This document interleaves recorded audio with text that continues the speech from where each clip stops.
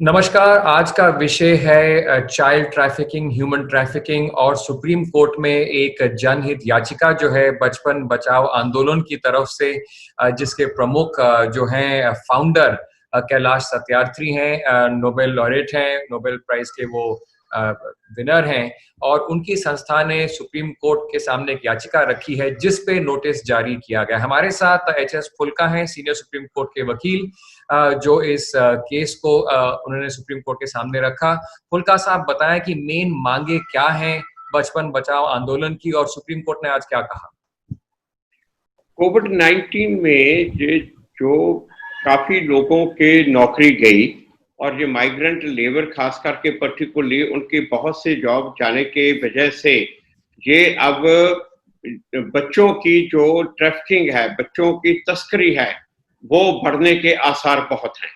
और जो बचपन बचाओ आंदोलन की टीम जो ग्राउंड पे है वहाँ फील्ड में, उन्होंने वहाँ फील्ड पे पता भी किया कि वहाँ पे जो ये तस्करी करते हैं, जो ट्रैफिकर्स हैं, वो काफी ज्यादा एक्टिव हो गए हैं और वहाँ पे बच्चों को लाने के लिए, उनको बेचने के लिए, इसको लड़कियों को ये सेक्सुअल एक्सप्लॉयटेशन के लिए, प्रोस्टिट्यूशन के लिए भी वहाँ बेचा जाता है, ये बच्चों को चाइल्ड लेबर के लिए बेचा जाता है।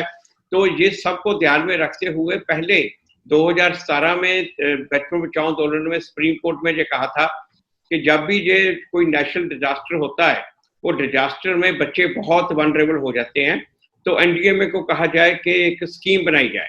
तो सुप्रीम कोर्ट में 2017 में कहा था एनडीएमए को कि एनडीएमए को इस बच्चों को बचाने के लिए स्कीम बनाए। अब वो हमने आगे ये पिटीशन डाली कि अब जो हालत प्रेजेंट है, इसमें भी ट्रैफिकिंग बहुत ज्यादा ये बढ़ी है और अब आगे और भी आसार हैं बढ़ने के। और सबसे बड़ी बात कि जो चाइल्ड लेबर वाले बच्चे हैं, ये जो फैक्ट्रियों में काम करते थे, वहां पे फैक्ट्रियां बंद होने की वजह से वो वहां पे बहुत से बच्चे स्टिक कर गए। हमने वहां पे राजस्थान की एक लिस्ट लगाई, वहां पे के जिन फैक्ट्रियों में बच्चे फंसे हुए हैं, पहले तो बचपन बचाओ आंदोलन की टीम ने सरकार को बोल के उन बच्चों को खाना पहुंचाया और उसके बाद ये देखा गया कि ये जो वो बच्चे जब ये ट्रेन चली हैं तो वो बच्चे ट्रैफिकर्स वापस ले गए हैं, वो अपने अपने घरों में वापस जा रहे हैं। और वो क्योंकि ज्यादातर जो एम्प्लॉयर्स हैं वो बच्चों को रख के खाना खिलाना नहीं चाहते थे लंबे समय के लिए, तो बहुत से जो चाइल्ड लेबर है उनको वापस अपने गांव में, अपने घरों में भेज दिया गया है। और तो हमने सुप्रीम कोर्ट को ये भी कहा कि अब उनको वापस अपने गांव में गए हैं, मगर अभी वो ट्रैफिकर फिर एक्टिव हो गए हैं कि जब ये फैक्ट्रियां खुल गई हैं, अब उनको वापस लाने में एक्टिव हो गए हैं, उनको वापस लाने के चांसेस हैं। चिंता का एक और विषय ये भी है कि जो पिटीशन में भी लिखा है कि लॉकडाउन की वजह से इंफॉर्मेशन मिलना भी मुश्किल हो रहा है, बचपन बचाओ को भी मुश्किल हो रहा है, लेकिन जितना भी इंटेल आया है बचपन बचाओ के पास, चाहे वो कुछ बच्चे जो पहले रेस्क्यू किए गए हैं और भी जो सोर्सेज हैं बचपन बचाओ के, वो सब बता रहे हैं कि बच्चों को कई जगह इंड्यूसमेंट दिया जा रहा है, प्रोत्साहन किया जा रहा है, जो नॉन ट्रैफिकर्स हैं एक तरीके से कॉन्टैक्ट बनाना चाह रहे हैं। और अक्सर देखते हैं कि जब इकोनॉमिक हार्डशिप आती है, फैमिलीज वल्नरेबल होती हैं।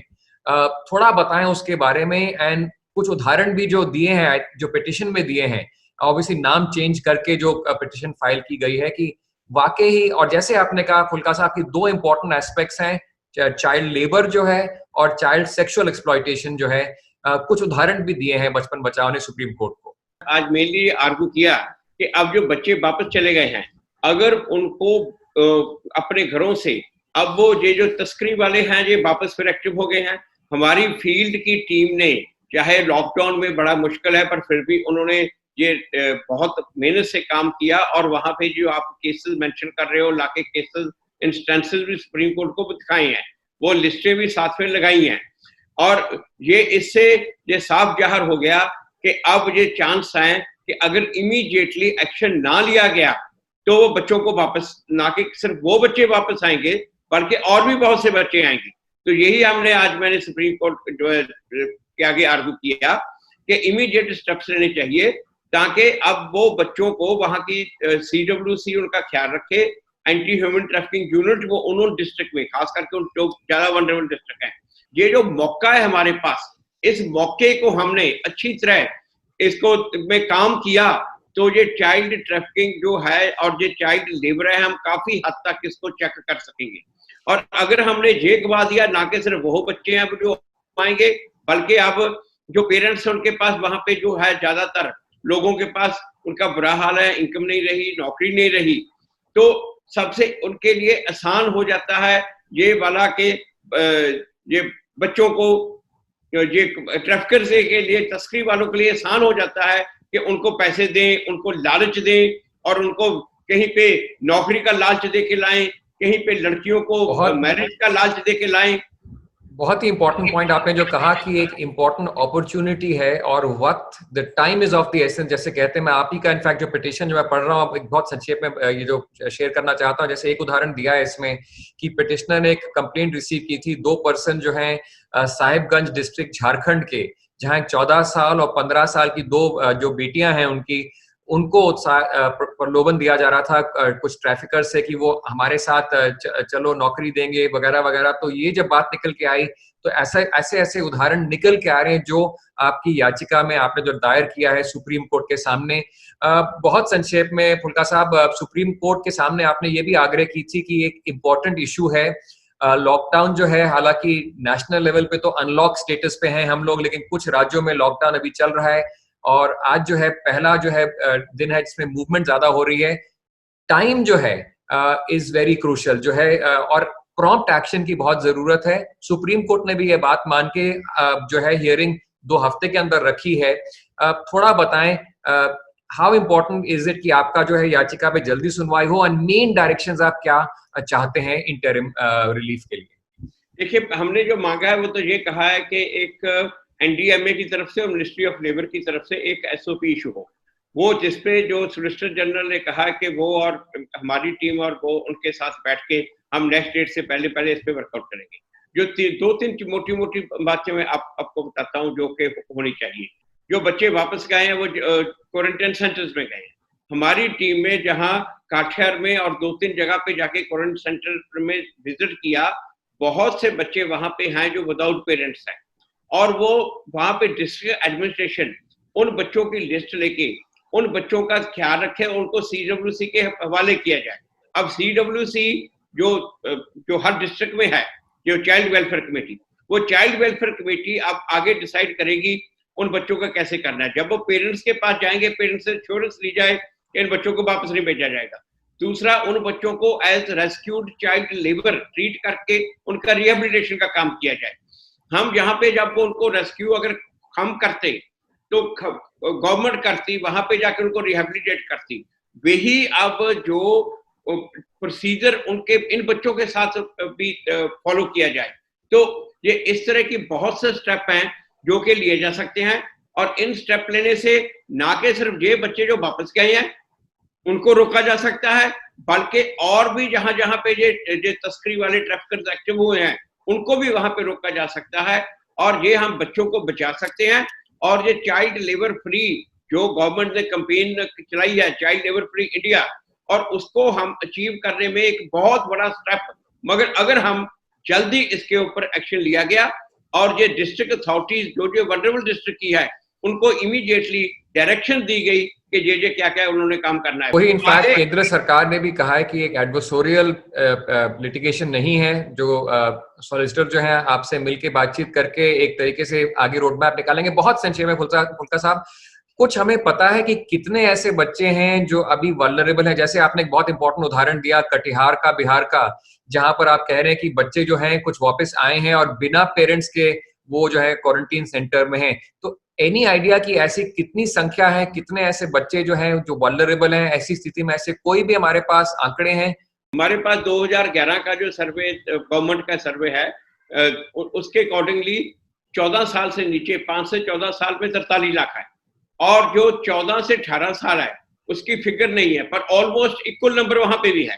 तो तकरीबन 80 से 90 लाख बच्चे जो इस टाइम चाइल्ड लेबर में हैं इंडिया में, और जो एक्सपेक्टेड है कि 40 से 50% उनमें अपने घरों में वापस गए हैं।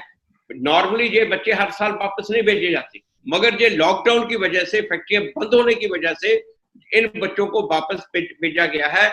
Almost 40 to 50% of the children they have been sent back to their homes. अगर आप इमीडिएटली एक्शन लिया जाए तो हम ये जो प्रॉब्लम है ये बच्चों की चाइल्ड लेबर की और ये सेक्सुअल एक्सप्लॉयटेशन वाली, इसको हम काफी हद तक इसको चेक कर सकते हैं। बहुत ही इंपॉर्टेंट पॉइंट्स आपने शेयर किए और दरअसल बता दें कि करीबन ऐसे अनुमान लगाया जाता है कि 1.5 लाख ऐसे बच्चे हैं और महिलाएं जो हैं जो हर साल गुम जाती हैं, गुमशुदा हो जाती हैं और अक्सर जो है उन्हें या तो सेक्सुअल एक्सप्लॉयटेशन या लेबर एक्सप्लॉयटेशन के लिए उन्हें हमेशा जो है ट्रैफिकिंग के माध्यम से उन्हें बंधक बना दिया जाता है। ये आंकड़े हैं, पर जैसे फुल्का साहब ने कहा कि बहुत इंपॉर्टेंट है।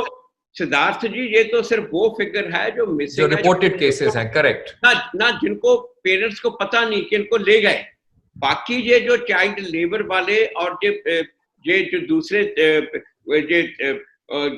ट्रैफिकिंग वाले, वो पेरेंट्स को पैसे देके, लालच देके गुमराह करके लाते हैं। वो तो फिगर बहुत ही बड़ी है, इससे कहीं ज्यादा है। ये जो 1 लाख से ज्यादा फिगर कोट कर रहे हो, ये जो मिसिंग है, पेरेंट्स को पता ही नहीं चलता बच्चे कहाँ हैं, ये देश में वो फिगर है। और आपको ये बता दें, पिछले कई साल से इनके ऊपर सीरीज ऑफ ऑब्जेक्शंस आई है सुप्रीम कोर्ट की, और कई केसों में मैं भी लॉयर था और बचपन बचाओ आंदोलन उसमें पिटीशन था, और उनमें ये तकरीबन 1/3 बच्चे हर साल, तकरीबन बल्कि 30 से 35 हजार बच्चे हर साल जो ट्रेस ही नहीं हुए।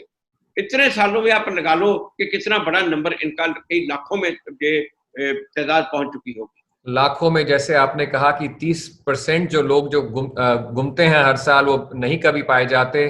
बहुत ही इंपॉर्टेंट है कि टाइमली एक्शन लिया जाए। तो एक बड़ा ही टाइमली जो है पिटिशन सुप्रीम कोर्ट के सामने है। फुल्का साहब, बहुत बहुत शुक्रिया हमसे बातचीत करने के लिए। और जैसे आपने कहा कि 2 हफ्ते के अंदर ये पिटिशन सुप्रीम कोर्ट के सामने आएगा और एक तरीके से जो डायरेक्शन जो है, रोड मैप जो है, वो फिर तय किया जाएगा कि तुरंत एक्शन इस पे लिया जाए। और जाहिर सी बात है कि बचपन बचाओ आंदोलन और बाकी भी जो संस्थाएं जो काम कर रही हैं, अपना काम एकदम फुल स्पीड पे कर रही हैं। बहुत बहुत शुक्रिया फुल्का साहब हमसे बात करने के लिए।